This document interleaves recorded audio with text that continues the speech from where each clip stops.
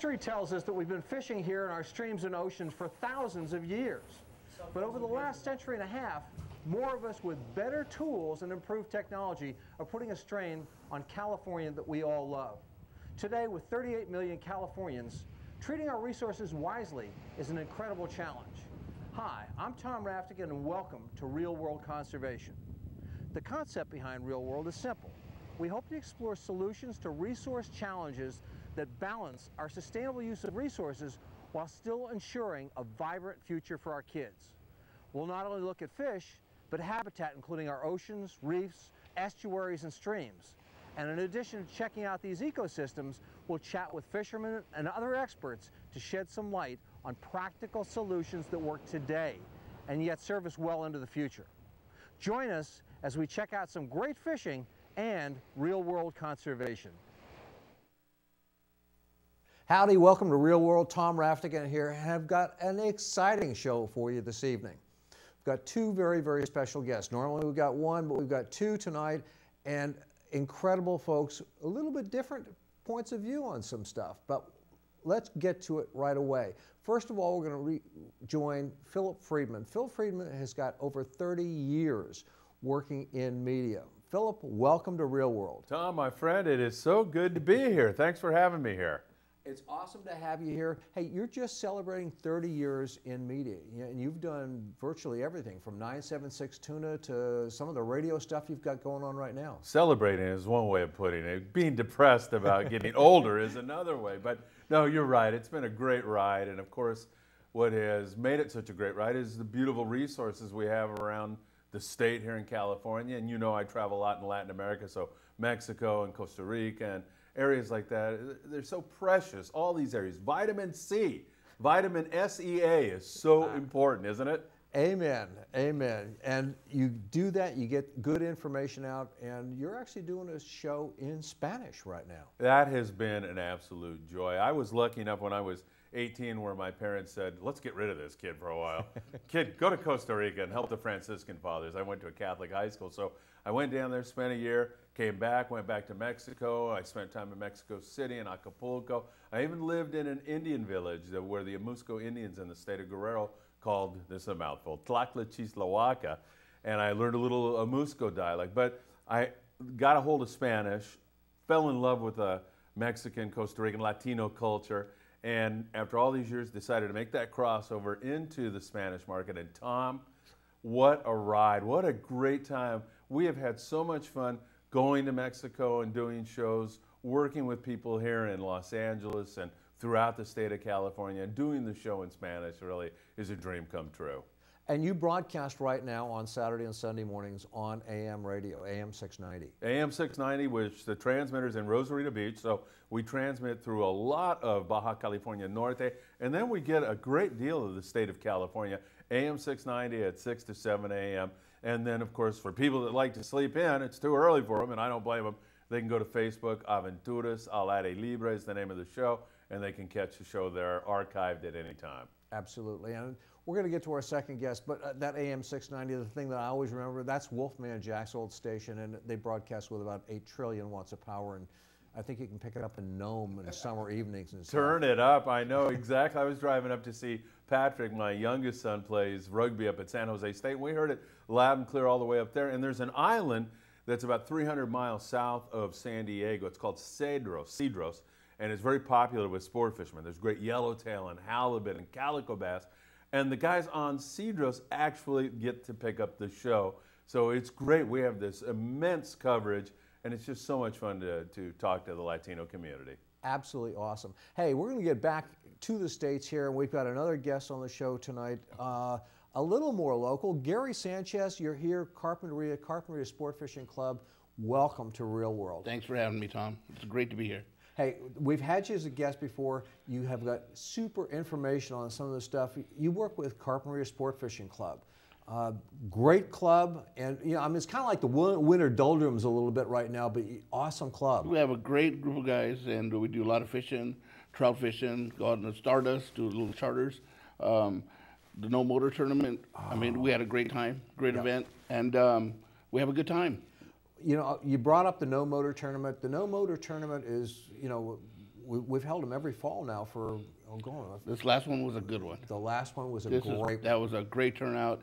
Everybody had a good time. We had it at Denny's Deli, and the great food, great prizes. The MC here did a great job. I mean, we just had fun that day. Had both you guys there, and I mean, that's kind of what precipitated this show. It's like, let's get some of that old team together and get it out there. But again, that awesome tournament. Carpinteria Sport Fishing Club comes through as always, and Danny's Deli did just an awesome job there. Everybody feels the same about the marsh, you know, and anything to do to help you and preserve it and raise money for it. It's a good thing all the way around. We raised a bunch of money for it and invested that money. We gave it to Santa Barbara Land Trust, I think $1,600 to them. Yeah, that check for 16. Yeah, I remember you handed over to Chet Work. That was a good day. Yeah, that was a good day. But it's also recreational fishermen helping put back in and making sure that we've got a good future out there. Yeah, for the kids. We can talk about it now or later, but it's all for the kids. You know, they really enjoy it. They on any given day, you can see the kids stopping by the bridge on Franklin Creek, looking at the fish, looking at the birds, and it's right there in our backyard. It really is. I mean, you've got a school that backs up to it. Right to it. Yeah. So, and you've got kids that. I've got kids that come home still, you know, in the evening. Dad, you know, it's high tide. There's fish in the creek, and come on over. We're out there with flashlights, looking and watching these mullet 2 feet long, splashing, and you know, looking for food. And I'm a mile in from the beach. And you know, that's really the key to the thing. You know, so often today we get lost in a digital universe. And getting kids out and being able to see this stuff actually in real life is just like so important. Our own, you know, we don't have a zoo. We don't have an aquarium. We got the marsh. Yeah. That's our piece of the valley there. It's our backyard, and it comes right up Franklin Creek, right up to Carp Avenue.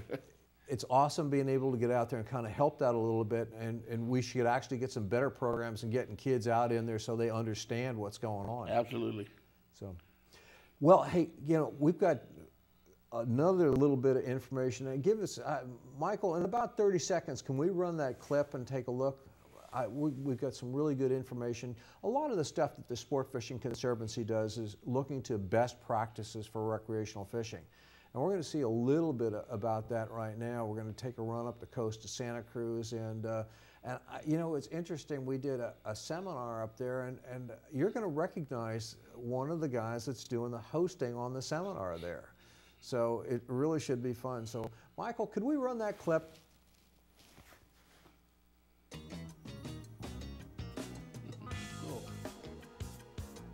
The Sport Fishing Conservancy continued its nationwide best practices workshops in Santa Cruz, California, just before Thanksgiving in 2013. A large and diverse group of commercial fishermen, sport fishermen, students, scientists, men and women showed up for this great seminar. While this Sport Fishing Conservancy Best Practices Workshop focused mostly on baratrum and how we can get rockfish down to depth so they can survive, we also concentrated on keeping the ocean healthy in general. And we asked the audience to participate with some of their ideas on how we might achieve those lofty goals. Tom Raftican talked about how many millions of fish we actually release each year and emphasized how important it is to do it right. He examined a variety of different types of devices and strategies to achieve these ends. You got cow cod. I really believe they're down on the low end of the populations. Yes. If we can get them down and get them back, get them back in their niche safely, that would be great. It's great work. I think the message was delivered and the audience participated really well, and I think it was a good time had by all. Yep, for sure. Yeah. And the suggestions that came out of the audience, really sage stuff. Yeah, very good. These are people that are practicing this stuff on the water. They know what they're talking about, and it's going to help us all. We can all be more ethical anglers, choosing the right devices, to using the right types of soaps and bilge cleaners, and of course, getting rid of our fishing line in the appropriate way.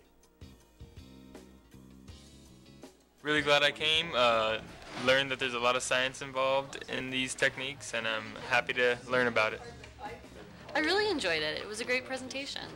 Good, and what did you take from it? Took from it that there is a big opportunity to do a lot of good as a recreational fisherwoman, and that we need to take responsibility and make sure we get those fish back to the bottom. I'm Zach Martinez, came from San Jose State University. I'm really glad I came to this seminar. I learned quite a bit about fishing and how to really put them back safely.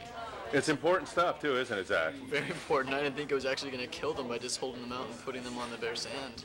All right, well, good stuff, man. And I know being an ethical angler is something that I'm hoping is going to be more important to you now. Oh, definitely. Definitely, Phil. Thanks again.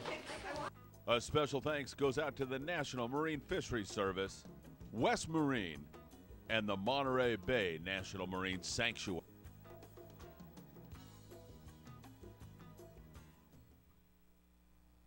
Welcome back to Real World Conservation. Tom Raftican here. Got two great in-studio guests, but before that, a little bit about that last piece. We saw and we heard Philip Friedman doing some great interviews up in Santa Cruz. And Philip, I mean, this is just part of the repertoire you do. I mean, you put together some great video. I mean, I've seen the stuff that you've got going out. It's just awesome. Tom, you got to get a better narrator next time. Okay, come on. Philip, you know, on top of everything else, you know, the joke is you always got what a great face for radio. But you do some really good work. You also do voiceovers. I mean, you've done professional voiceover work, you know, motion pictures even. I have. Most recently I did the Manzanar Fishing Club, which was a great film, a documentary about World War II and how the Japanese families were relocated to Manzanar and areas like that. And I've done commercials and that kind of thing. So thank God I have a good voice, because that's the end of it right there. I'm pretty well have no more talent after that. Until you start doing it, you realize that how important it is not only to have the voice and the talent about, you know, getting it out there, it's about conducting the interviews. And I think if you were to take a look back at that last spot that we did, I mean, that was textbook. I mean, it really was textbook. If you get, you know, we'll have folks from UCSB and local that'll see this, but, you know, if you're looking at doing interviews, that's the way to do them. So really pretty cool. I like, you know, and it's a big part of how I do an interview. Most important, I like to get the information, but you got to put your guest at ease. Yeah. And once you can do that, you can break through a lot, and you can get more out of your guests that way also. Good. I hope we're not scaring Gary Sanchez, our other guest here. You know, the fun part about doing a show like this is the fact that, I mean, we sat around before the show, and we're throwing stuff around, and you know, it reminds me of a couple of guys in the garage or across a bar. After a day's worth of work, huh? Yeah. I mean, you've got great stories. We're talking about Carp Marsh, and we're talking about the No Motor Tournament, and you just start going on and on about it. It's like, oh man, perfect. Perfect. Well, thanks. It's hard not to. I mean, we had such a good time, like I said, that day, that it's hard not to let everybody know everything, all the aspects about it, and it was great. And we get out, and while we're doing this, occasionally get out and wet a line and do a little bit of fishing. Yeah, I didn't do any fishing that day. I just stayed there and watched everybody else come up wet and full of sand and bringing their fish or their measurements, and that was great. Weighing it up, and again, like I said, putting the whole thing together, it made a really a good impact not only on the fish and the fishermen. You know, really what we aim to do out there is employ best practices for recreational fishing. How do we as fishermen do a little bit better job? I mean, that was the focus of that spot that we did before. We're going to do another one in another minute or two. But how do we as recreational fishermen ensure that we have a long future out there? And the way that we do that is treating the resources wisely. Yeah, you know, I met a lot of the folks that came there, and it seemed like everybody was genuine. You know, were nice and talking about it and enjoying the day, but they were, you know, concerned, and they were like, you know, this is great. This is a good thing. You know, exactly. It does my heart good. I mean, that's the stuff we do. And Philip, you've done so much. I mean, when we talk about kids fishing, you've taken literally thousands of kids out fishing and introducing them to the great outdoors. I mean, you know, and for an area like Southern California, which is, I mean, it's highly urbanized, we get these kids out, this may be the first chance they really get to view nature on nature's terms. It is so important, Tom. And some people think, well, you know, what's so important about a kid going out on a fishing trip? You can't protect what you don't understand. And as you have just mentioned, We get so many kids who live 15 miles from the beach, 10 miles from the beach, who have never ever been out on a boat, have felt that first magical tug at their line. And I firmly believe that once they see that, they see the dolphin, the whales, they catch and release a fish, they take a fish home if they want to eat it. Whatever, they see how precious a resource our oceans, our streams, our waterways are, and they really do want to grow up to protect it. That's the goal of a program like what we have. Absolutely, and again, this is, I mean, the no motor.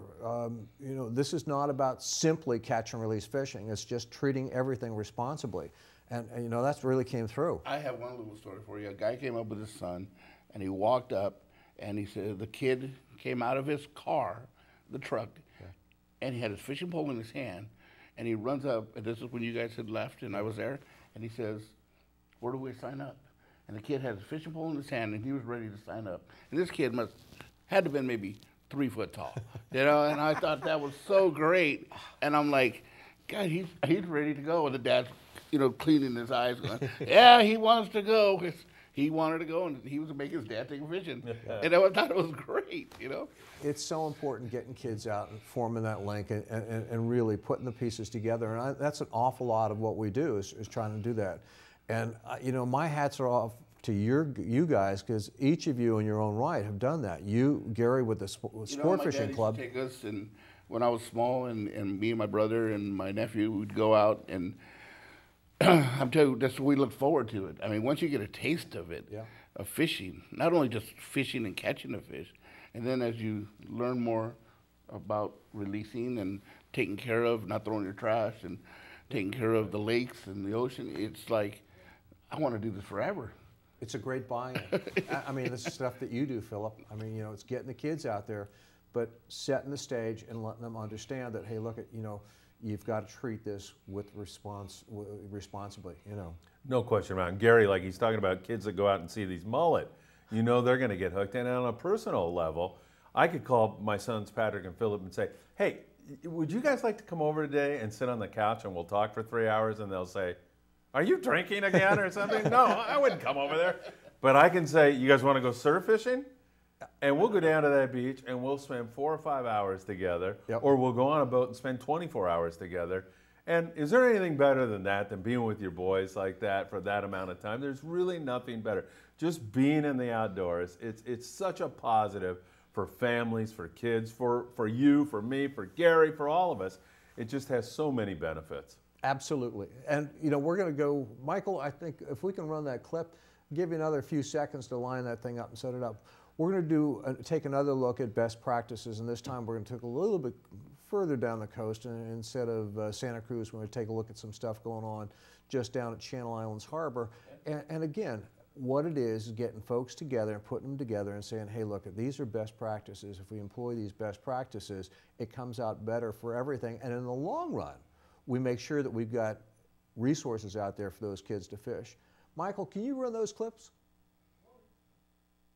The Sport Fishing Conservancy, with support from the National Marine Fisheries Service in concert with the Office of National Marine Sanctuaries and the Channel Islands National Marine Sanctuary, hosted a Best Practices for Recreational Fishing workshop in Channel Islands Harbor on August 10th, 2013.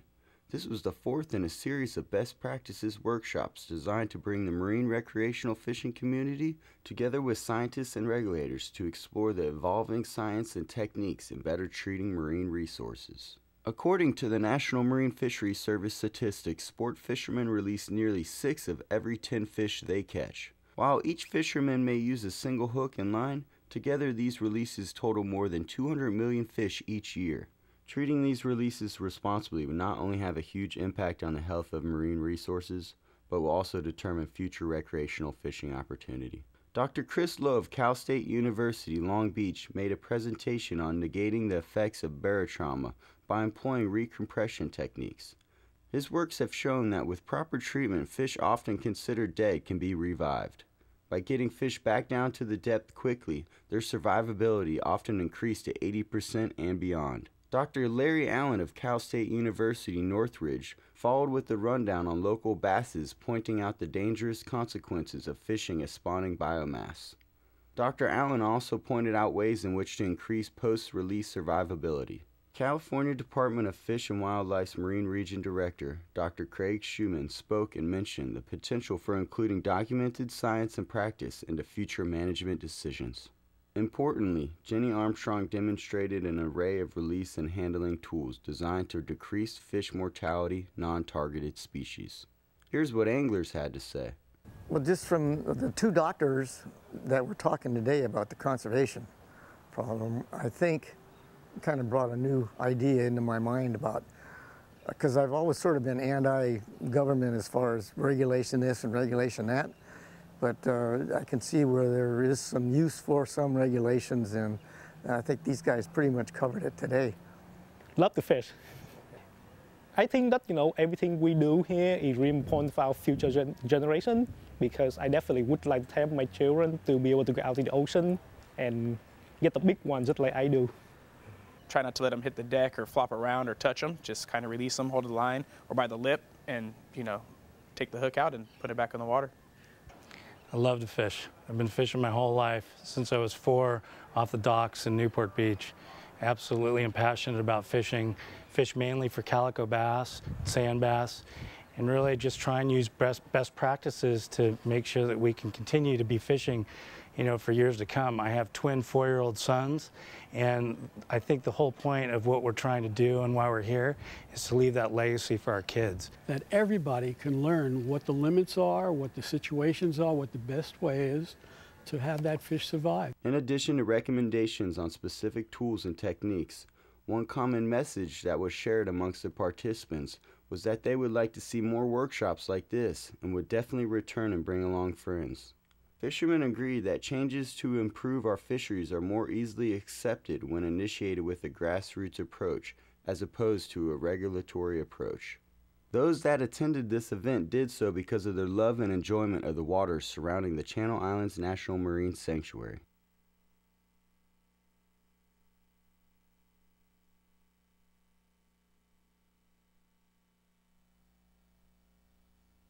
Raftican here, got two awesome in-studio guests, Philip Friedman from PFO Outdoors and Gary Sanchez, president of the Carpenter Sport Fishing Club. Hey guys, we're talking about best practices and we just saw a little bit locally. It's important to treat the resources with respect. And Gary, we see that an awful lot through the club. This isn't strictly about catch and release though. This is, hey, look, if you're gonna take a fish, treat it with respect. If you catch a fish that you have to release, just release it so it survives. Right. And of course, there's fish, taking a fish home for dinner, got no problem at all with that as long as we do it right. Yeah, we talked about charters with Jason on the Stardust, my favorite boat ever, and the whole crew, they're fantastic. Yeah. They make sure that when we catch fish, they're all the proper size. And I got to tell you, when you come home with a sack of fish and you feed your family or you give some to the neighbor, there's nothing like it in having fresh fish. And it goes fast. You'll put it in, you'll stack it up in your freezer, real nice, and a fillet every night goes by. I mean, you just can't eat one. It's so good. Absolutely. And Jason, like you said, Jason and the crew of the Stardust are, as far as hands down, the best boat out there right now. Absolutely. I love it. Tom, I was going to also mention, this also goes for Mexican waters. There was a situation last year where in Mexico they put a ban on bluefin tuna. And while most people in the United States respected the ban, some openly said they were going to go down there and continue catching bluefin tuna, and they did that. And I was ashamed of those people who were doing that kind of thing. And there's a guy by the name of Matias Arjona, who's the Secretary of Pesca in Ensenada for Baja California Norte, an incredibly good guy. And I went down almost to apologize to him for what was going on. Just because it's Mexico, some gringos, pardon me, will say, oh, well, we don't have to obey those laws. We need to have respect for our neighbors to the south. And when there's a ban in place and Mexico says something like that, we need to obey that ban and respect our brothers and sisters to the south. Philip, I agree with you. And really what it gets down to is there's actually some pretty good fisheries management going on, whether it's south of the border or north of the border, okay? Enforcement's another story, and we've got to stand behind that too. Coincidentally, the Sport Fishing Conservancy has a very special program, PFO, Poachers PCH, Poachers Can't Hide. I'm PFO. You're PFO. Jeez. Right. Thanks for the plug, though. Yeah. Poachers Can't Hide. And what we do is we give out laminated cards, and on the back of the cards it has the information. If you see somebody that is violating a law, what's the information that a warden would need to make a case on it? And they're laminated so nice, they fit in the wallet. And matter of fact, when you guys are talking, I may reach in my wallet and see if I can find one of theirs. It's going to take a second or two. But yeah, hey, look, we've got good laws out there. Mexico actually has some very good fisheries laws, and it's really important that we stand behind them. And again, this is how do we put together stuff that's going to make us able to fish out in the future. So we got to hang in there on this stuff. I just think with the more information that people can get, whether it's coming to a club meeting or coming to one of your presentations, or just swallow up the information, know what's going on, and I think it'll be a big help. I mean, that's, you know. Gary, you're right in the know. The club is a great source of information. I mean, you bring in speakers every month that basically give this type of background.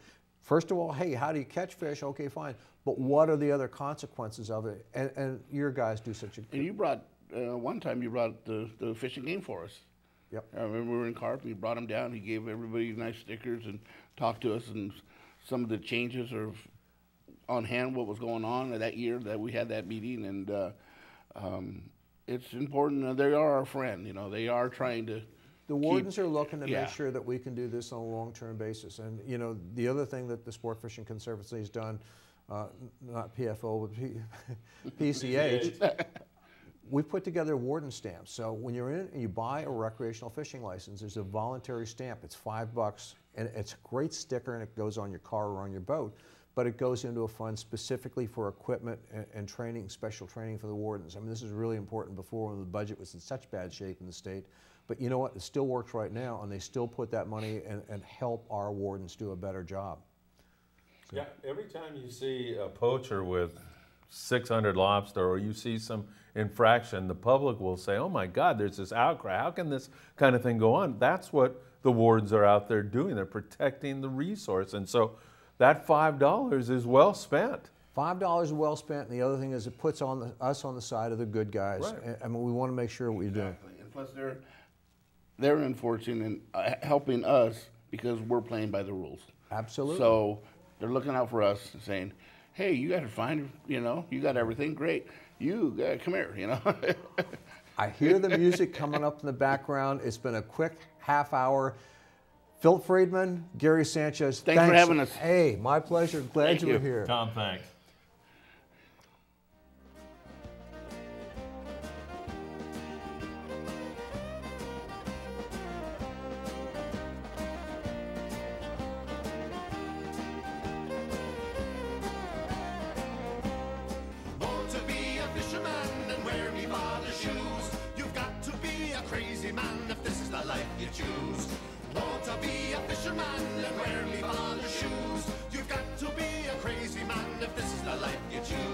Is this the life you choose? Oh, this is the life I choose.